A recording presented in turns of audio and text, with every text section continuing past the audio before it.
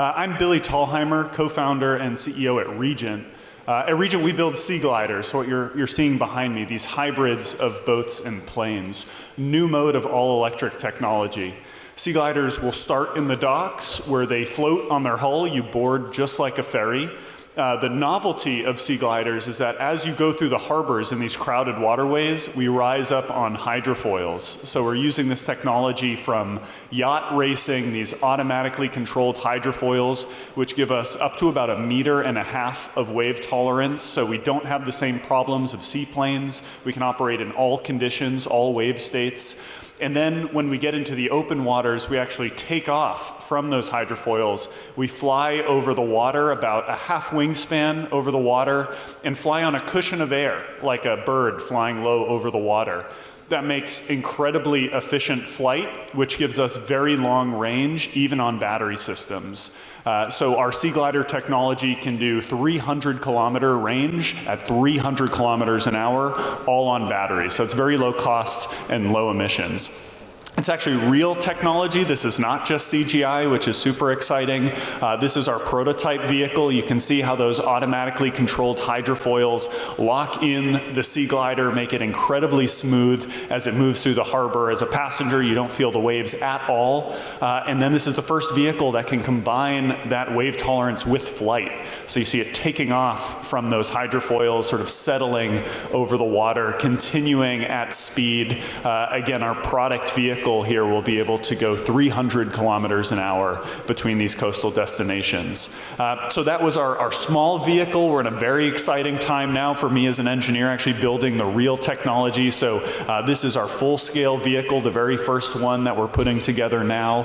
This will be on the water soon. And then we have a global order book. So we're going to move very quickly from the prototyping effort here, maturing the technology, proving the safety case, into deliveries, into actually our commercial markets. We have $9 billion of orders all over the world, including here in UAE. And so we are working with our customers basically to service every single coastline on the planet, the 40% of the world's population that lives in coastal communities. Over 80% of the population here in UAE lives by the coasts. We're obviously in a coastal destination today. Sort of zooming in and making it a little more relevant today, and in terms of policy decisions, sea gliders as a new mode of technology really need to fit in to this multimodal ecosystem. So we envision a future where sea gliders operate from the same electrified docks as boats and can operate with EVs, electric aircraft,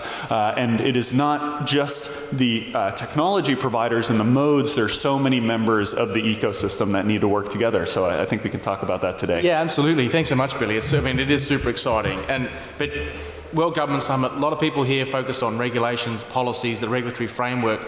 How do these urban policies, how should they be evolving to incorporate these sort of solutions that you're a part of? Absolutely. Well, there's a lot of new here, right? And I think that's a key point, is that innovation involves a certain level of risk, and obviously it's the regulator's job and sort of the government policy's job to assure safety. And so to some extent, those two are at odds with each other. I think what we've seen with successful regulatory policy are well-defined pathways, right? To the commercial innovators, we want to go to the regulator and say, what is the path? And let's clearly define a path. And the most successful paths are the ones that are not defined on precedent, right? So for example, in the aviation world, there is a very precedent-based regulatory pathway. Your airplane needs to look like this airplane 50 years ago because airplanes have always looked the same. That's actually one of the advantages of the sea glider. We're in the maritime domain, where maritime, as a great example of sort of supporting innovation, every boat looks different. And so the regulatory pathway is actually very well mature and able to handle very disparate boats, because the same regulator needs to regulate an oil tanker and a cruise ship and a cargo ship and a high-speed ferry. But what's important is that the pathway is well defined. So I know that when I take my new technology to the regulator, these are the processes I need to do. These are the reports. This is the means of compliance so that I can assure safety of the vehicle, safety of the waterways and the operations, and that's incredibly helpful for me to plan.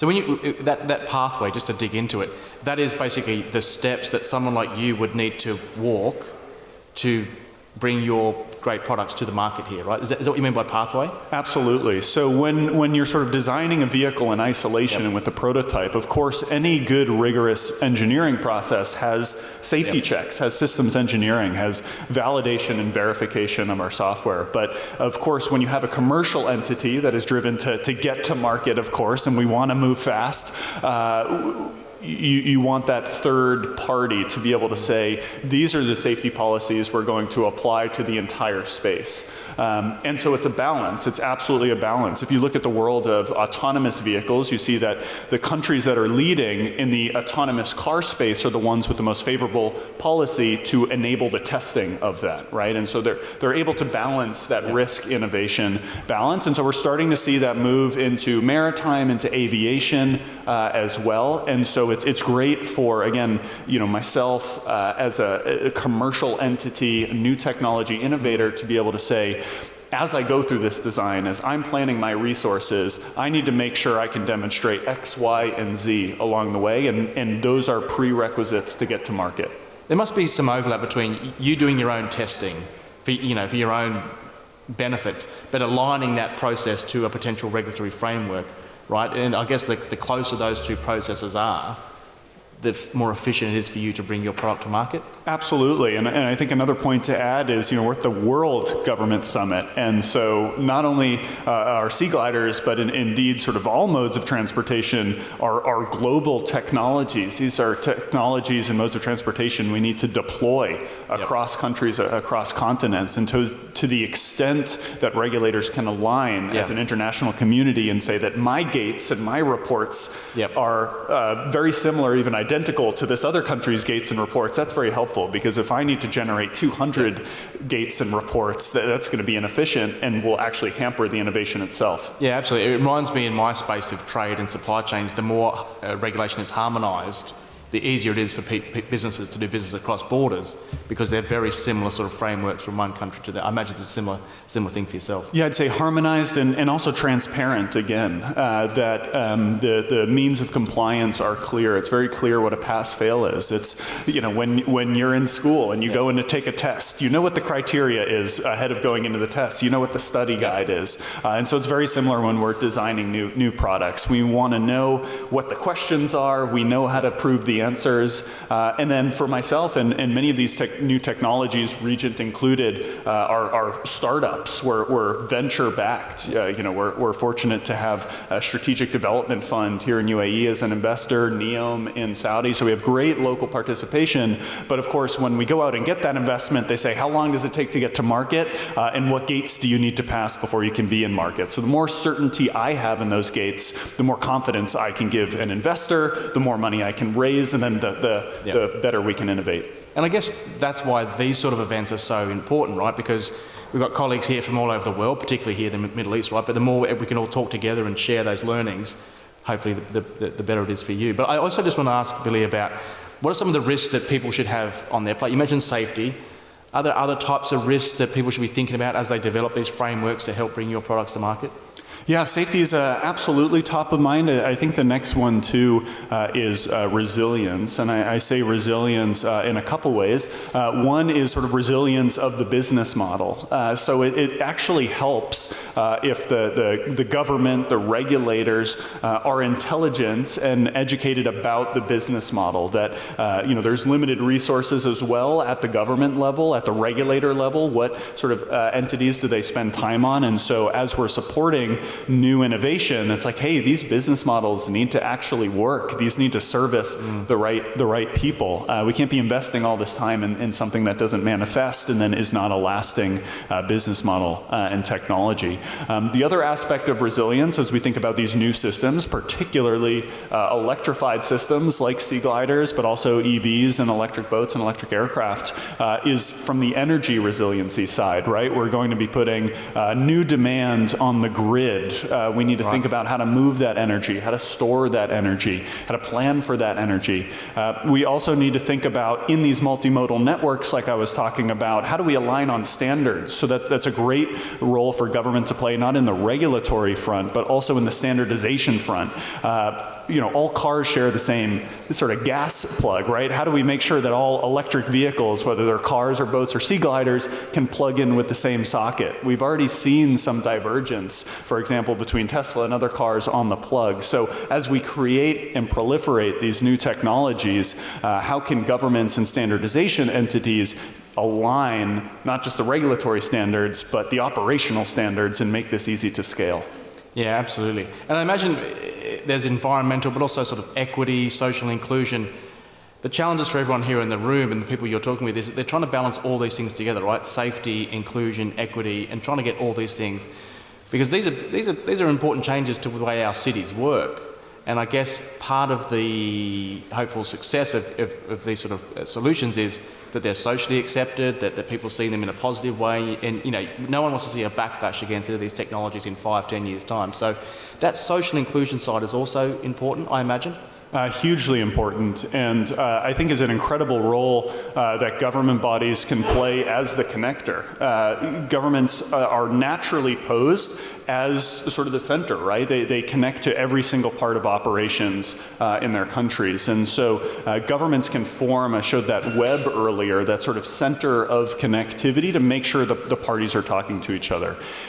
If I and other sort of innovative technologies are being brought to market without the buy-in of the local regulators, we're not going to solve a problem, because who's going to use the technology? It's the community. It's the people that will actually ride and use these vehicles. And so I think governments are well poised to facilitate those discussions and get everyone in the room, whether it's entities and community groups who will use these technologies. Sea gliders, for example, while we were sort of conceived of as, how do we get from Dubai to Abu Dhabi in 30 minutes for 150 dirhams, right? That's sort of the concept. That's what we're going to be able to bring. But going beyond that, we've learned, for example, that it's difficult to reach some of the faraway Emirates or some of the islands. Dalma Island does not have many flights to it, and so we're actually increasing economic opportunities and healthcare access. And so we need to make sure those people who are affected by the sort of difficulty in transportation are in the room and telling us what their problems are and how they're going to use this technology. We need to make sure that these are resilient and lasting, so that we have environmental groups in the room from emission sustainability perspectives. These vehicles, our vehicles, are operating on waterways, so we need to be conscientious of marine wildlife and shores. So there's so many stakeholders, and no one is better than government entities to make sure all of those are in the room, that the right discussions are being held, the right feedback is being taken into account before we ever get to market, and even earlier when we're in the design stage. Because when better to influence these new technologies than when they're being designed? And so I think governments can sort of feed forward that feedback, get it early in the design, so we have the best, most lasting product when we get to market. Yeah, fascinating. So I wanted to ask about sort of the regulatory frameworks. I imagine there are still some gaps around the world. Is it important for you to sort of have case studies, have examples where maybe there's markets where things are moving, that gap is closing more quickly, and then you can bring those case studies and examples to other parts of the world? But when we ask about the gap, is the gap large? Is the gap so small? How big is that gap in terms of getting the right regulatory framework that we need?